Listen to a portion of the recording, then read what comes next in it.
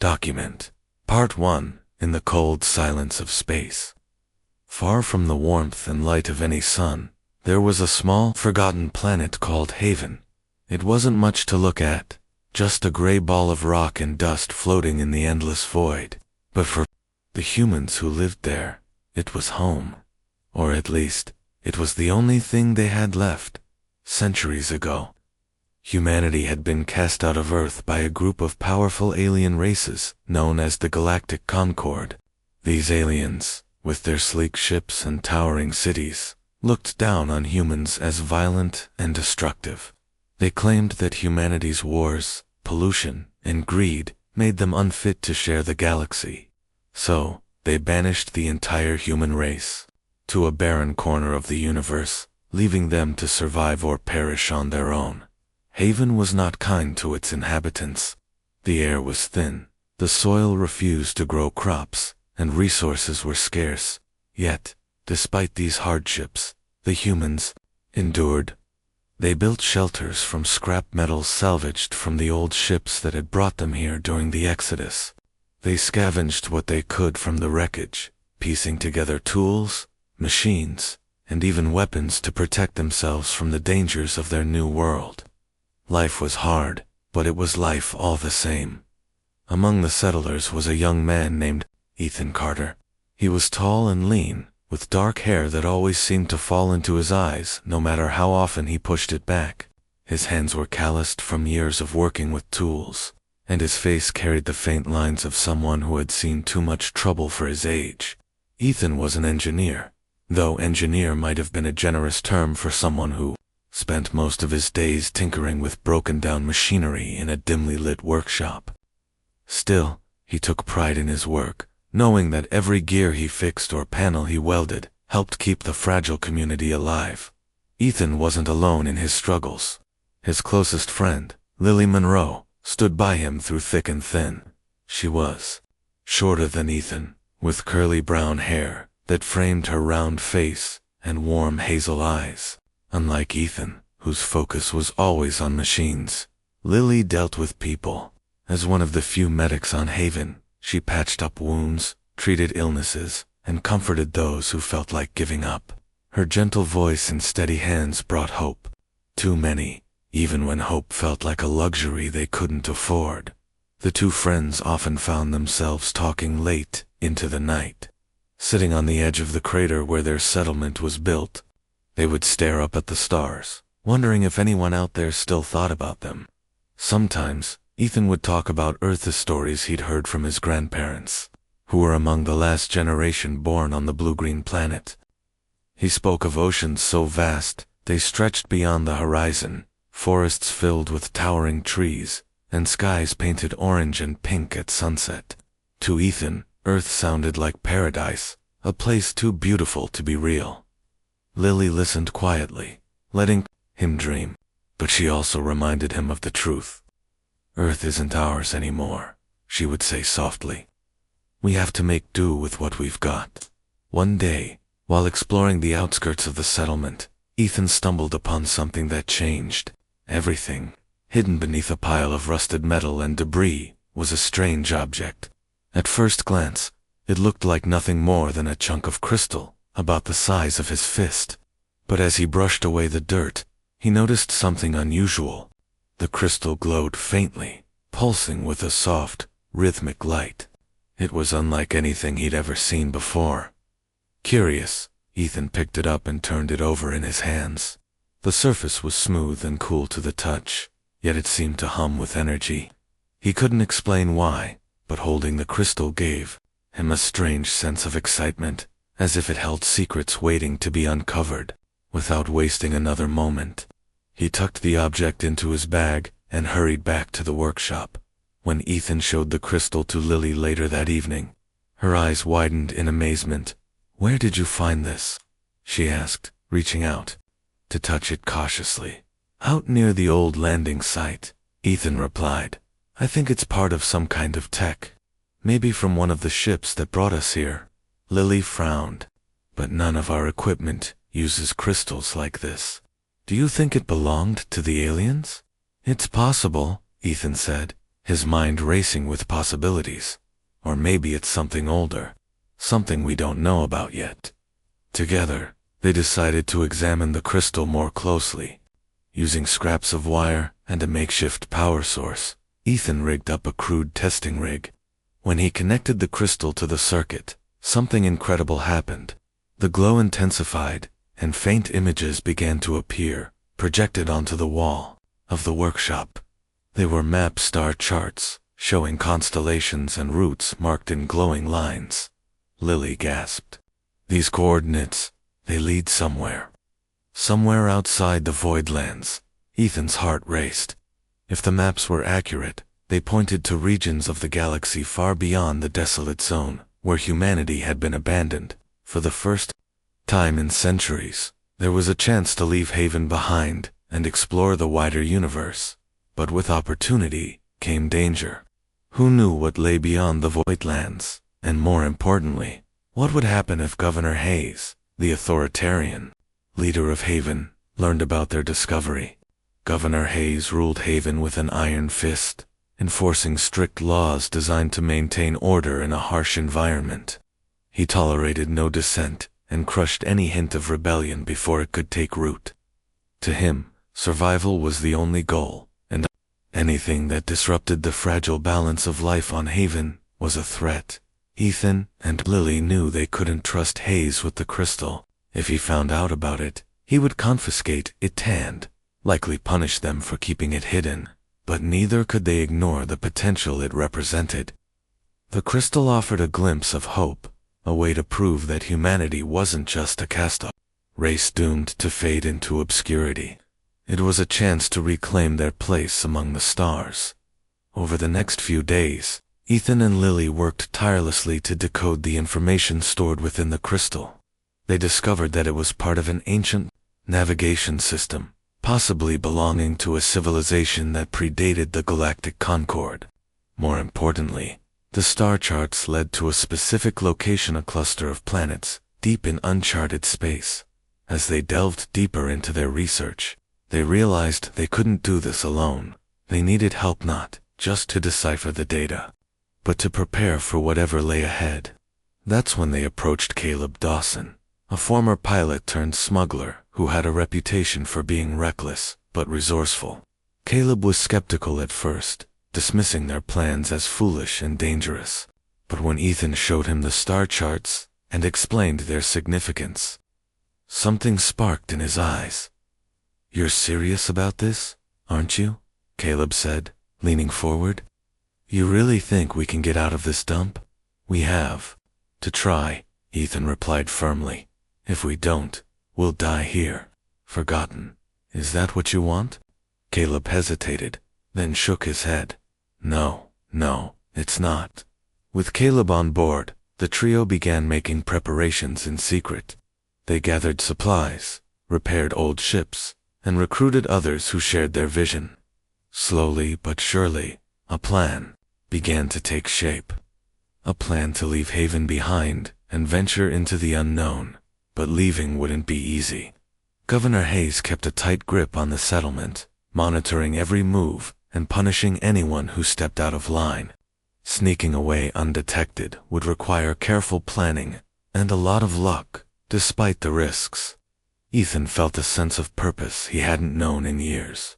For so long, he had accepted their exile as inevitable, believing there was nothing they could do to change their fate. But now, standing on the edge of possibility, he realized that humanity's story wasn't over. Not yet.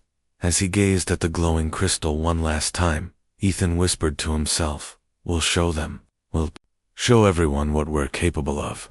And with that, the journey began, not just for Ethan, Lily, and Caleb, but for all of humanity. Document Part 2. Ethan, Lily, and Caleb had agreed to keep the crystal a secret for as long as possible.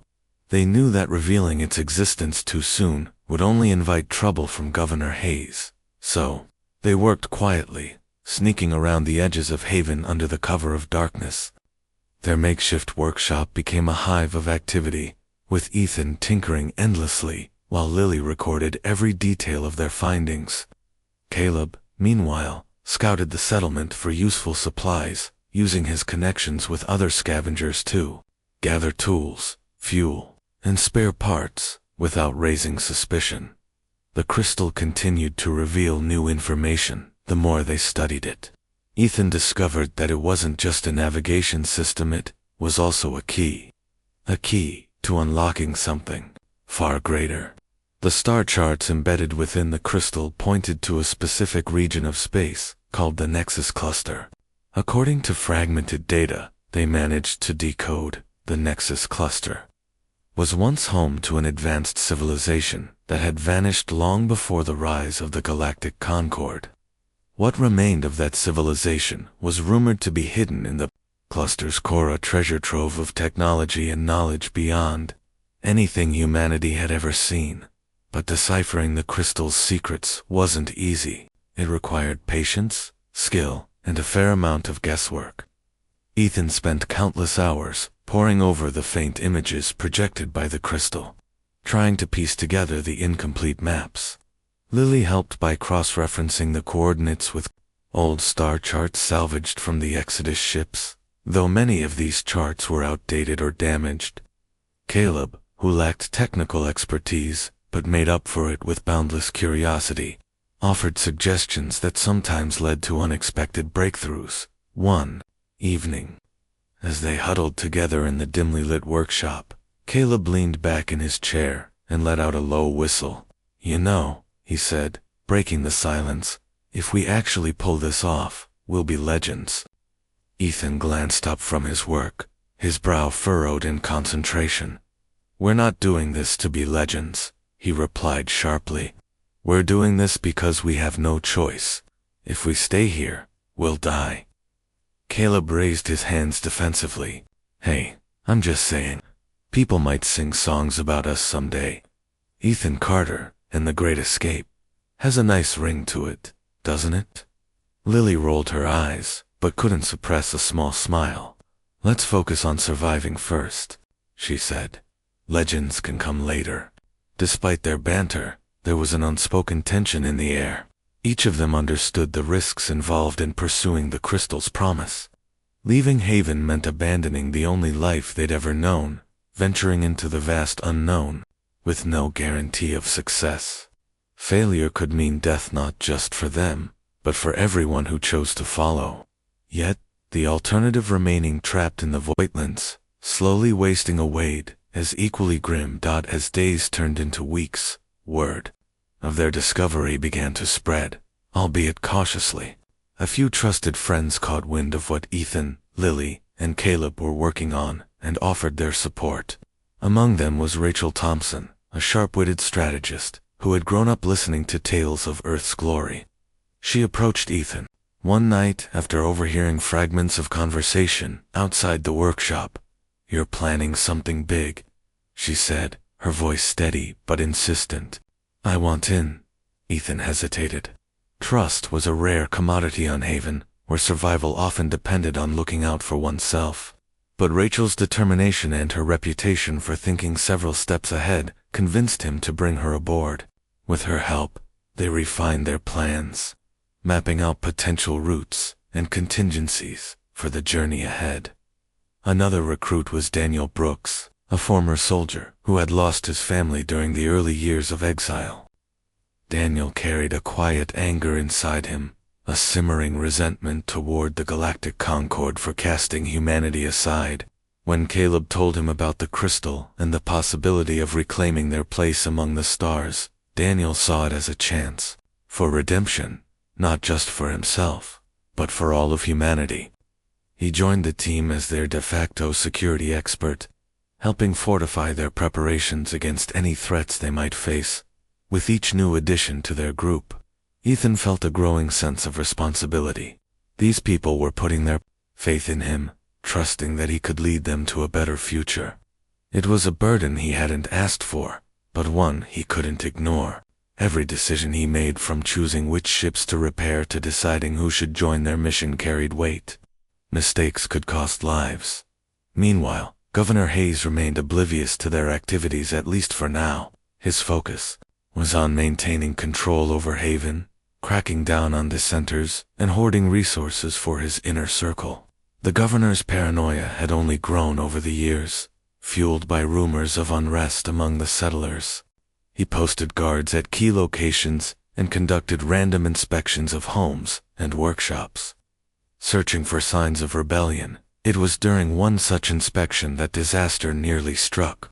A patrol unit arrived at Ethan's workshop unannounced, demanding to search the premises. Ethan's heart sank as he watched the guards march inside, their boots clanging against the metal floor. The crystal was hidden beneath a false panel in the wall, but if the guards decided to tear the place apart, there was no guarantee they wouldn't find it. Thinking quickly, Lily stepped forward and greeted the guards with a calm smile. "Is there a problem?" she asked innocently. "We're just fixing some equipment for the water filtration system." One of the guards narrowed his eyes at her. "Orders from the governor. We're checking for contraband." Ethan forced himself to remain composed, even as sweat trickled down his neck. He gestured toward the cluttered workspace. "Feel free to look around. You won't find anything interesting here." The guards rummaged through the piles of scrap metal and tools, poking and prodding at everything in sight. For several agonizing minutes, Ethan held his breath, praying they wouldn't notice the loose panel hiding the crystal. Finally, after what felt like an eternity, the leader of the patrol waved his men away. "Looks clear," he muttered. "Keep your nose clean." As soon as the guards were gone, Ethan collapsed onto a nearby stool, his legs trembling with relief. "That was too close," he murmured. "We can't keep risking this," Lily said, her voice tight with worry. "If they catch us, it's over." "She's right," Caleb added. "We need to move faster. Start getting ready to leave." Ethan nodded reluctantly. They had delayed long enough. It was time to put their plan into action.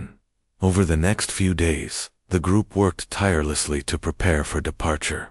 They modified 3 old freighters, reinforcing their hulls and installing upgraded engines scavenged from abandoned ships. Supplies were loaded on board: food, water, medical kits, and spare parts, all carefully rationed to last as long as possible.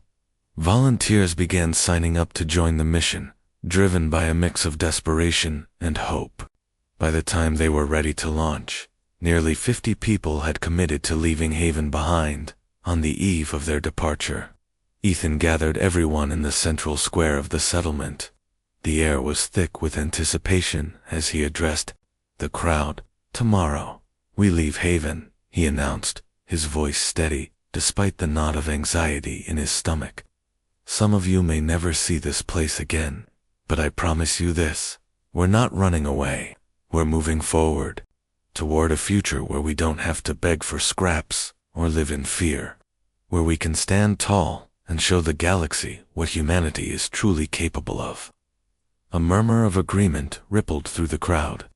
Faces that had been hardened by years of struggle softened with resolve. These people weren't just survivors, they were dreamers, willing to risk everything for a chance at something better. As the meeting dispersed, Ethan found himself standing alone, staring up at the stars. For so long, those distant pinpricks of light had seemed impossibly far away, mocking reminders of all they had lost. Now, they represented something else: opportunity, a chance to start anew, a chance to rewrite their story. Beside him, Lily appeared, her arms crossed against the chill of the night. "Are you ready for this?" she asked softly.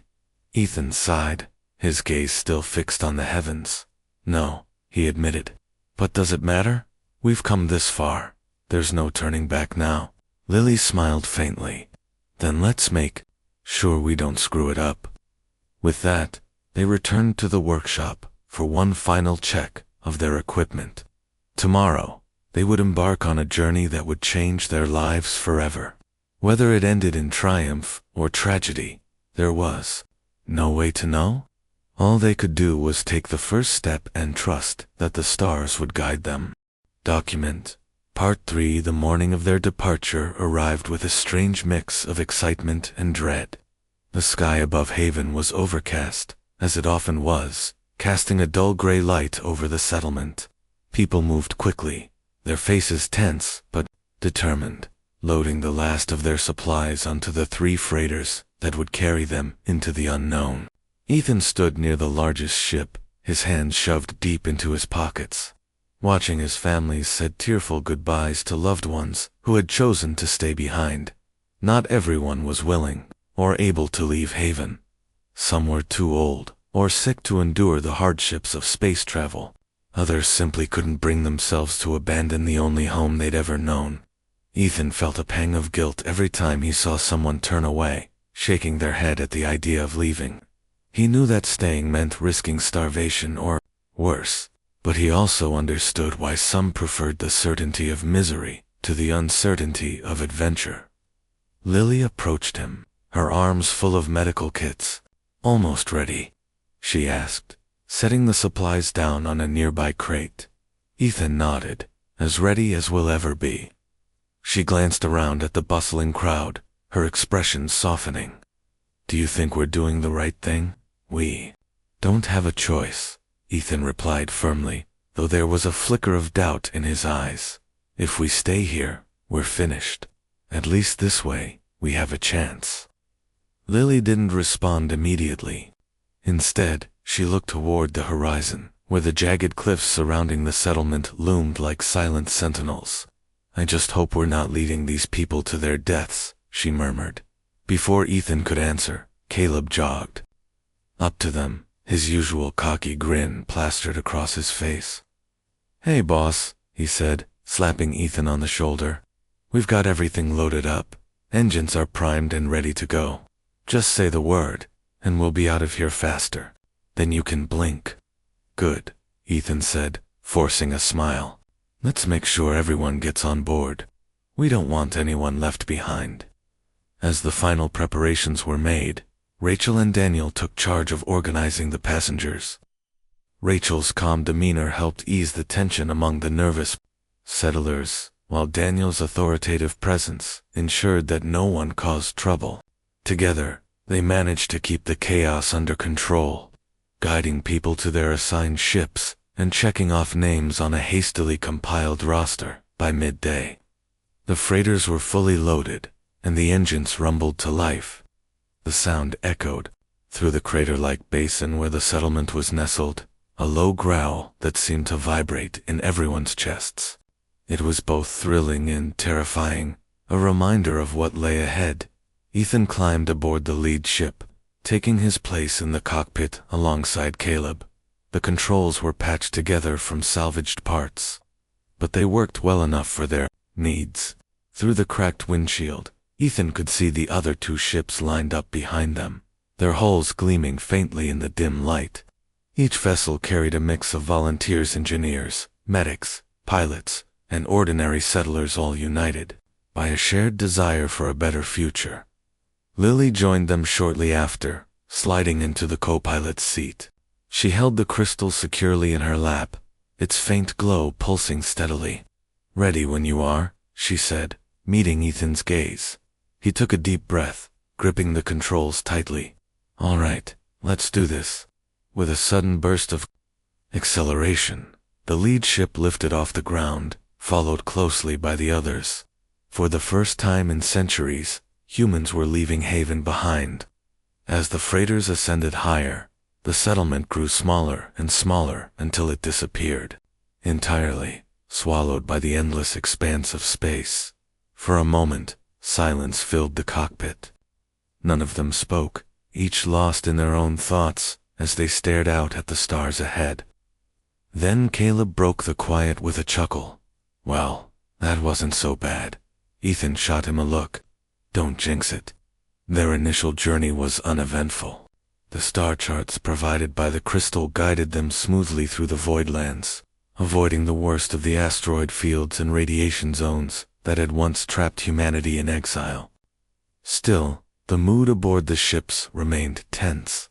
Everyone knew that the real challenges lay beyond the edge of the voidlands, where the Galactic Concord's influence began.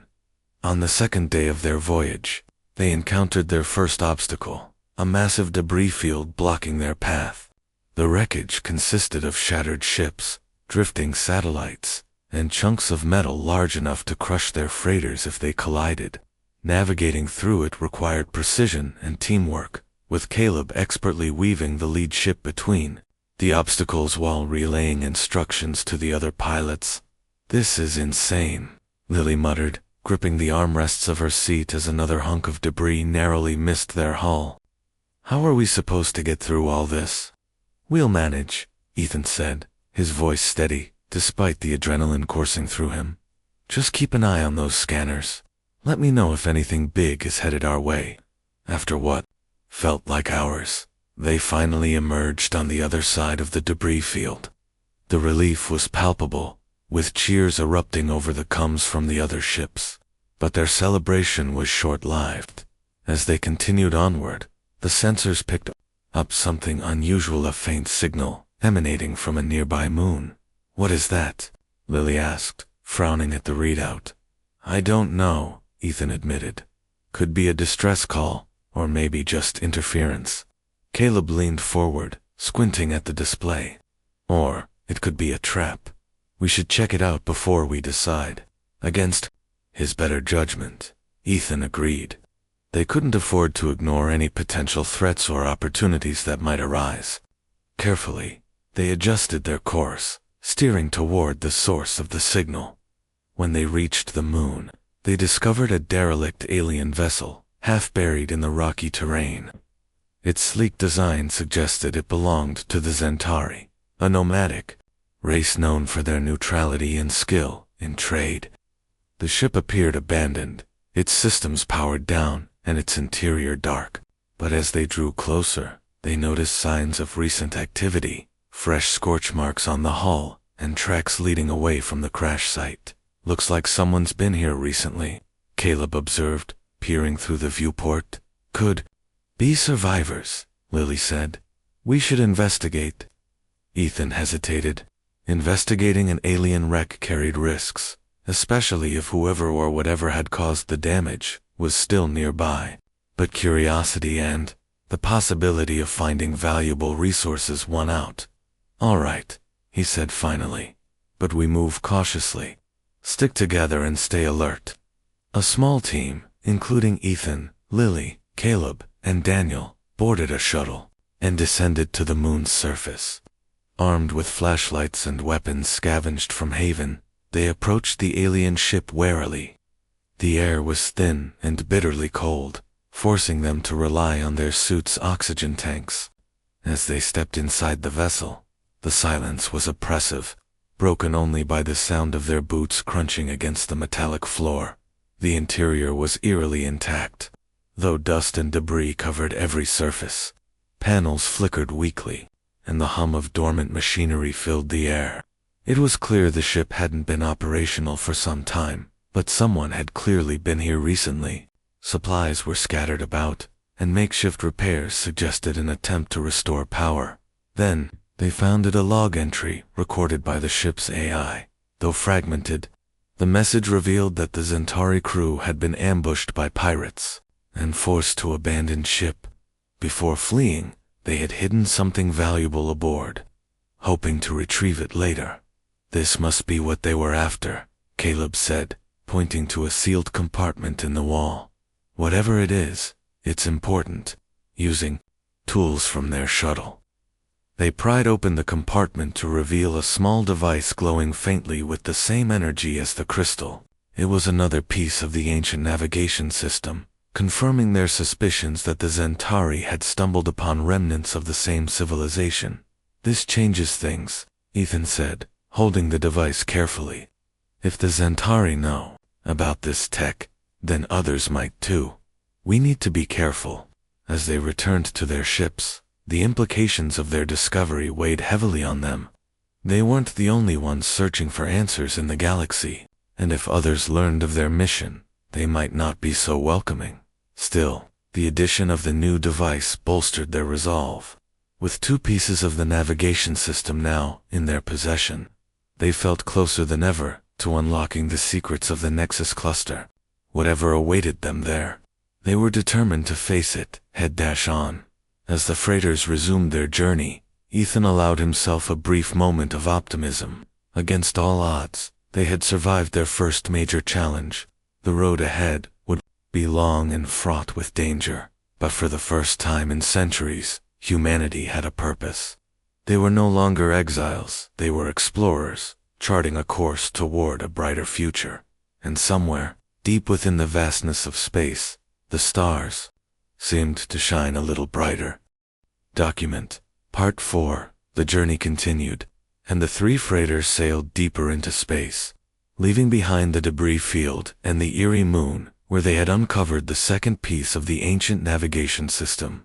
The excitement of their discovery was tempered by the realization that they were entering uncharted territory, a region of the galaxy far removed from the voidlands in Haven. For many aboard the ships, this was the first time they had ever left their desolate home world. The vastness of space stretched endlessly before them, beautiful yet intimidating. Ethan stood in the cockpit of the lead ship, staring out at the swirling nebulas and distant stars. His mind raced with questions. What awaited them at the Nexus cluster? Would they find allies, or would they face enemies? He glanced at Lily, who sat beside him, her fingers tracing the glowing surface of the two crystal fragments they had collected. She seemed lost in thought, her expression a mix of wonder and unease. Caleb, lounging in the co-pilot seat, broke the silence. You know, I never thought I'd see the day when we'd be flying through actual space instead of dodging rocks back in the voidlands. Ethan smirked. Don't get too comfortable. We're still a long way from safe. Yeah, Caleb replied, waving a hand dismissively, but admitted to her, kind of enjoying this, aren't you? Ethan didn't answer. He couldn't deny that there was a strange thrill to venturing into the unknown, but the weight of responsibility pressed heavily on him.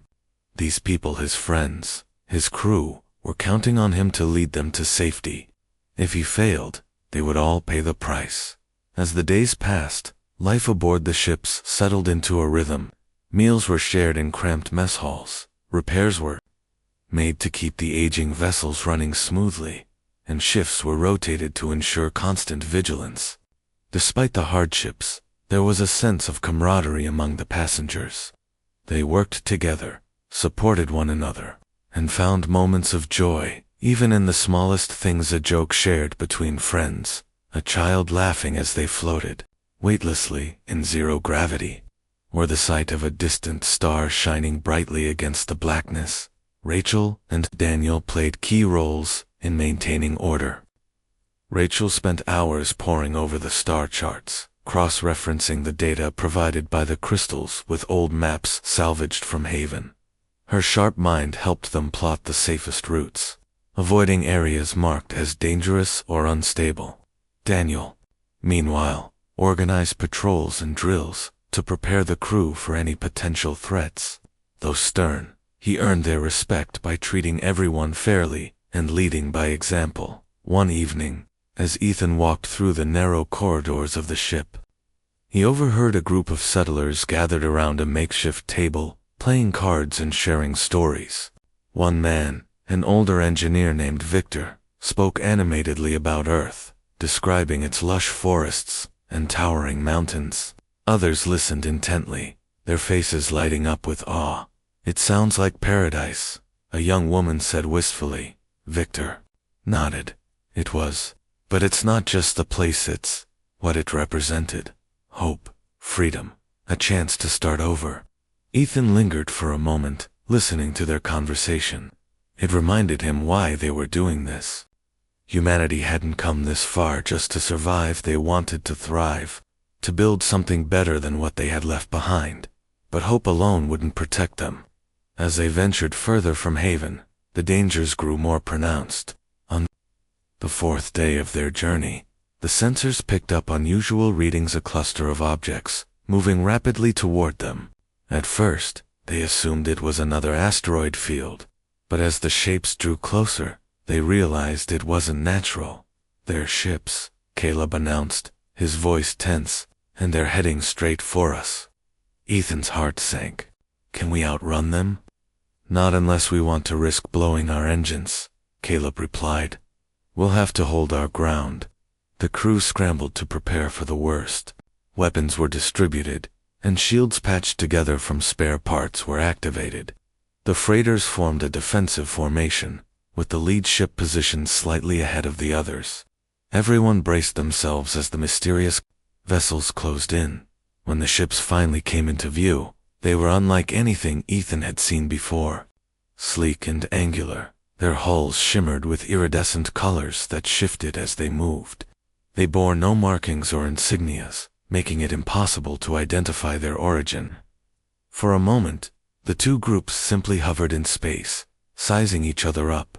Then, a transmission crackled through the comms. A voice, distorted and mechanical, spoke in broken galactic standard. "Identify yourselves." Ethan exchanged a glance with Lily before responding. "We are humans," he said carefully. "Travelers seeking passage through this region." There was a pause, followed by a series of clicks and whirs. "Humans, exiles. Why do you trespass here?" "We mean no harm," Ethan replied. "We seek only to reach the Nexus cluster. If you allow us safe passage, we will not interfere." The response came slowly, as if the speakers were deliberating. Finally, the voice returned. "You carry relics of the old ones. Show us proof." Lily held up the two crystal fragments, positioning them so they could be seen through the viewport. The alien ships remained motionless for a moment, then began to retreat. "They're leaving," Caleb said, relief evident in his voice. "What was that all about?" "I don't know," Ethan admitted, "but I think we just dodged a bullet." Though the encounter ended peacefully, it left everyone unsettled. Who were those aliens, and how did they know about the crystals? Were they guardians of the Nexus cluster, or something else entirely? Later that night, Ethan met with Lily and Caleb in the cockpit to discuss what had happened. "We need to be careful," he said. "If word gets out that we're carrying these crystals, we'll attract attention, and not all of it will be friendly." "You think those aliens will tell someone?" Caleb asked. "It's possible," Ethan replied, "which means we need to move faster. The sooner we reach the Nexus cluster, the better." Their urgency increased after the encounter. They pushed the ships harder, taking calculated risks to shave time off their journey. Along the way, they encountered strange phenomena, fields of glowing particles that danced like fireflies, massive gas clouds that pulsed with energy, and gravitational anomalies that threatened to pull them off course. Each challenge tested their resolve, but they persevered, driven by the promise of what lay ahead. On the sixth day, they reached a particularly treacherous section of space, known as the Vela Dense Nebula, filled with electromagnetic interference that disrupted their sensors and communications. Navigating through it required precision and teamwork, with Rachel guiding the pilots using manual calculations and visual cues. The process was slow and nerve-wracking, but eventually, they emerged on the other side, battered but intact. Regrouped, Ethan called a meeting with the leaders of the mission, gathered in the cramped quarters of the lead ship. They discussed their progress and the challenges that still lay ahead. "We're getting close," Rachel said, pointing to a map projected onto the wall. "According to the coordinates, the Nexus cluster is less than a week away. But we can't let our guard down," Daniel added. "The closer we get, the more likely we are to run into trouble." Ethan nodded. "Agreed. From now on, we double our watches and stay alert. No mistakes." Despite the tension, there was a growing sense of anticipation among the crew. They were nearing the end of their journey, and the possibility of finding answers in, perhaps salvation, was within reach. Even those who had been skeptical at first now believed in the mission, inspired by Ethan's determination and the unity of their group. That night, as Ethan gazed out at the stars once again, he felt a flicker of hope. Against all odds, they had made it this far. The road ahead was uncertain, but for the first time in centuries, humanity had a purpose. They were no longer exiles, they were explorers, forging a path toward a brighter future. And somewhere, Deep within the vastness of space, the stars seemed to shine a little brighter. Document Part 5. The closer the freighters got to the Nexus cluster, the more unusual the space around them became. The stars seemed dimmer here, their light swallowed by an endless expanse of shadowy voids and swirling clouds of cosmic dust. Strange phenomena began to occur. Ship's instruments malfunctioned without warning, and faint whispers filled the airwaves of their comm systems, though no one was speaking. It felt as if the very fabric of reality was shifting, bending under some unseen force. Ethan stood in the cockpit of the lead ship, staring at the readouts on the dashboard. The crystals they carried pulsed brighter than ever before, their glow almost frantic, as if reacting to something nearby. He glanced at Lily, who sat beside him, her brow furrowed in concentration as she monitored the data streaming in from the sensors. "Something's out there," she said softly, her voice tinged with unease. "I don't know what it is, but it's alive." Caleb, leaning against the wall near the rear of the cockpit, raised an eyebrow. "Alive? You mean like a creature?" "No," Lily replied, shaking her head. "Not exactly. It's more like energy, like the space itself has consciousness." Before anyone could respond, the alarms blared suddenly, startling everyone in the room. Red lights flashed across the dashboard, and the ship shuddered violently as if caught in an invisible grip. Ethan grabbed the controls, trying to steady the vessel, but it felt as though they were being pulled towards something, a massive, unseen presence lurking just beyond the edge of their scanners. "What's happening?" Caleb demanded, gripping the back of his seat for balance.